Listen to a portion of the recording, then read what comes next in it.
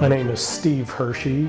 For almost 30 years, I owned and operated Intwn Restorations, which was a commercial concrete masonry company in the DC metro area.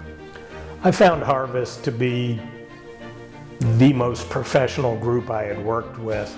I had worked with several other brokers and realized there's a huge distinction between the gas station, C-store, liquor store guys and the folks that can actually sell larger mid-market businesses. The process of selling the business was a somewhat long, drawn-out one long before Harvest got involved.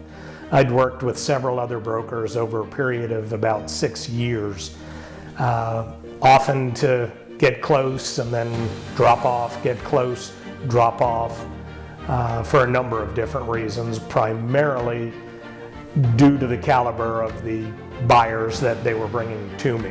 Could not have done this transaction on my own. One, it was out of my wheelhouse. Two, way too complicated and detail-oriented. And Greg and Harvest were really instrumental in negotiating a lot of the terms and keeping me in check when need be, as well as bringing the buyers back to reality when they needed to be. I'd absolutely work with Greg and Harvest again. In fact, I will have people that I'm going to recommend to them that are in similar situations to myself looking for an exit strategy.